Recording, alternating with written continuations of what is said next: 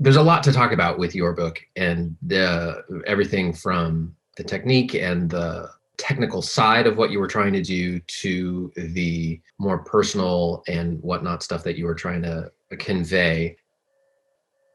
Adaptability and identity. They're really strong themes in the novel, and they're very important in terms of that journey that your character goes on.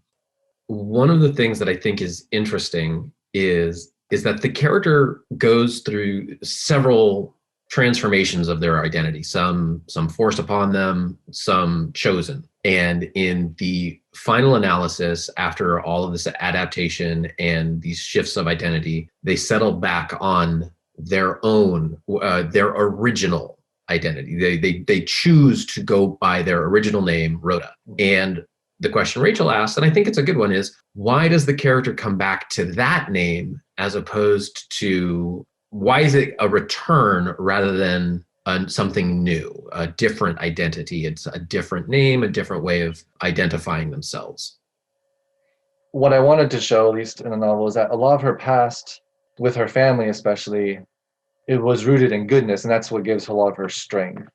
She found strength through her hardships, much in part from the equipping of her mother and her father in their own unique ways, and even her relationship with her brothers in a way, among others that she meets that kind of reaffirm goodness. That she's not forsaken what was before that was good. She hasn't abandoned that. And I think in that strength and in sort of inspiration from her family and this vision of going forward to find the remnant of her family, like her aunt, there's this like, I am that family. I am my parents' daughter, my brother's sister. That is where I found my first strength. And I don't want to lose that going forward. And I think a name, even though it's an old name, can gain maybe new meaning over time, as she is no longer the Rhoda of 16 or younger before things really fell apart. She's a different Rhoda, but some of that essence is still there. She's not a completely new person. There is an acknowledgement of what's happened, and she's moving forward with that. I also looked at it as the strength of the character overcoming what had been done to them to reclaim something that had been stolen.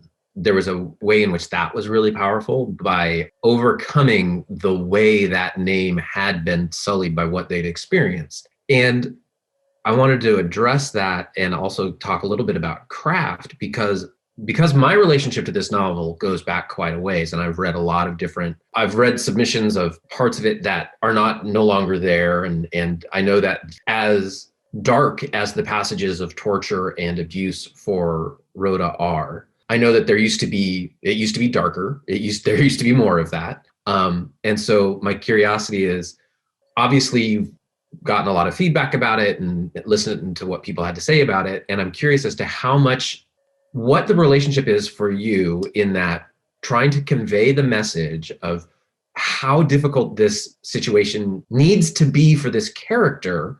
And yet at the same time, taking into account the fact that, you don't want to scare your readers, and you want to take into account what is being told to you by the people that are critiquing and giving you feedback.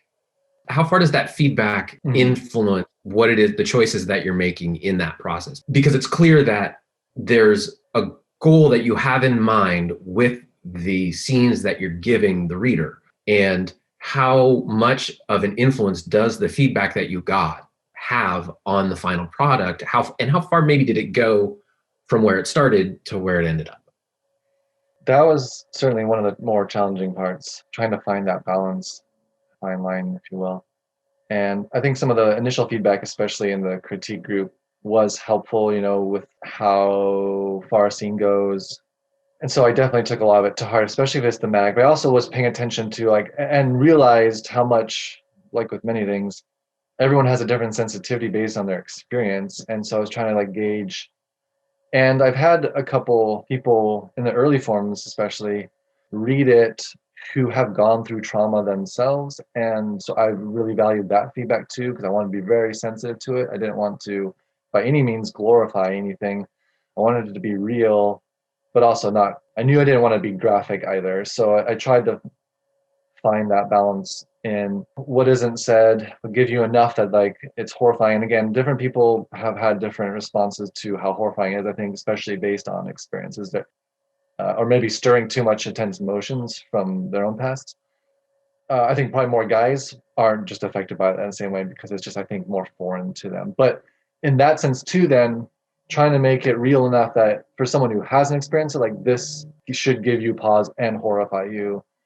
Yeah, I wanted to like feel the stakes are high so that hopefully when those redemptive hope, true hope moments come, there's a physical almost sense of relief, but also like a stirring within. That's the ambition, is to have it move someone, like the contrast of, wow, she's been through so much or experienced some very harsh interactions with people, but no, now there's this other character, there's other interaction that's just, oh, I can breathe, I can like relax like physically a little bit again because she's able to sort of relax again. So I was just trying to convey, like get at readers at a psychological but also emotional, physical level. And it's an imperfect walk because people are all different. Again, trying to cover grounds by having the warning, hopefully, so that no one's walking in blind. Regardless of the warning, regardless of how I try to handle it, it's still, I think, it will turn off a lot of readers from the start by seeing the warning, and that's the risk I had to take. Inspiration came from stories of people I know, friends that have gone through trauma and are working through or worked through, and the reality is it's like an ongoing journey of healing. But hearing their stories was inspiring to me because of their courage to share the stories, but also the way they've been able to heal and reframe and reclaim themselves. That was definitely a driving force that kept nudging the narrative forward. So, along the lines of what makes you choose what you do, you mentioned earlier that you have another novel that you've written in this world. And I'm curious as to why this is the one that you pursued as to publish, as opposed to, say, some of the other work that you got that I know exists in the same world. Part of it initially was a simple matter of the feedback I'd gotten trying to query the other novels, which are longer. So one, it was like this was the shortest. And by the time I realized there wasn't a niche for it in the traditional publishing world, and I started shifting towards indie publishing, it was just the most ready. Whether it was the best from a marketing standpoint to start with, maybe not, because again, it's such a uniquely defined book in terms of being very literary, not as strong fantasy as my other ones, or more, I would say, strong fantasy, like a little more traditional. I mean, it points to them, but in and of itself, it kind of reads as a literary fiction. Question in the chat. What role does nature and setting play in your stories? So much, because that's so much of where I live my life. And I think nature is an interesting concept. It's been personified a lot, and it is kind of personified directly and indirectly in the novel. But the idea of there's elements of nature that feel they're so like resplendent and inspiring, but at the same time it can be also so destructive and show us how small we are, especially certain elements of nature. So it's all there, and its complexity and its beauty and its power. There's so much in terms of water as motifs, light, the seasons. So I've been out in nature in all weather and all terrain pretty much. So I can draw that to try to create a physical sense of place and setting, which is important to be able to, especially with all the psychology elements of the novel. I wanted to also I tried to balance that as best I could with scenes where you felt like, okay, we're present here just in this place and in this moment. Make it feel like a real place to create a real tangible setting amidst all the psychology and this sort of supernatural.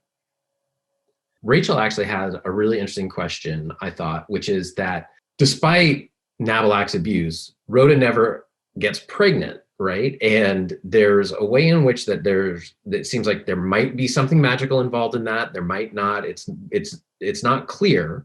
But Rachel's question was, do you worry about the message that might send to victims of rape who were pregnant as a result? I wanted her to consider it and to consider what that could mean. And she does. And she considers it in positives and negatives in terms of like what that would mean.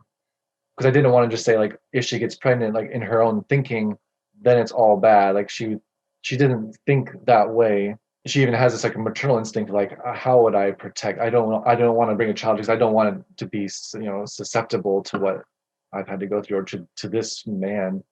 So I wanted her to delve into that and consider it, but I didn't want to add it into the narrative because again, it would have taken it a whole nother direction. And I did want to also leave, and there's comments by other characters, like when she meets the healer Diactorus, and he's like, he admits, I don't know how you managed to stay pregnant. So it leaves it as a mystery that readers can decide, how. It could be physical. Some people have infertility issues, whether it's her or whether it's Nabaloc, we don't know. Or yeah, is there something supernatural protecting her, saving her that small grace of not having to deal with that after all she's already been through? But on the other hand, there is the character of Opal, who goes through somewhat similar circumstances and is pregnant and has the baby. And when they meet back later, it's pretty clearly acknowledged that the baby is not the man she's choosing to partner up with, but that there's a sense of like, I'm having this child and this child's not going to know that necessarily. Like I'm in freedom now. I have this stable, loving relationship that's going to adopt this child as if it's his own. And so there's hopefully in that also another to that question, a hint of there can be various outcomes of that kind of story and showing it in the hope of Opal's story. Yeah, I was going to say there's a way in which Opal's journey forks from Rhoda's, but it has a parallel in that it ends on this hopeful note that we see that while she wants to have this child, she has the hope is that she's creating a loving environment that's going to develop an entirely new relationship. And she has experienced her own form of healing and knows how is able to make the choice as to how she wants to go forward. And I think that's a really important thing. And it speaks to a lot of the different things that you've been talking about here, is the question of agency and being able to make the choice as opposed to being forced to. And I think that's another one of many themes that you are addressing at different points or multiple points in the work. I was kind of curious, like maybe what was something about writing it that was you really enjoyed or was meaningful to you? I mean, a really actually rewarding process in the creative journey of this novel was writing a musical album sort of simultaneously to the concept. Like in the beginning, I created a music album basically telling the story like a soundtrack of this novel before it was finished. And that was in my head. And that was like a way of exploring it musically before writing it or while writing it. And I really enjoy that and still return to a lot of those songs as they have and they provide a meaning. It gives me a soundtrack in my head. I just love that. I love how all the art can come together and interact and inspire. I like the answer. My favorite part was all the art. Yeah, basically. I think that would be a great way to respond in the future. All the art. Well, this has been great. Thank you for sharing with us. Thank you to the other guests for being here. And thank you, Josh, for sharing your work.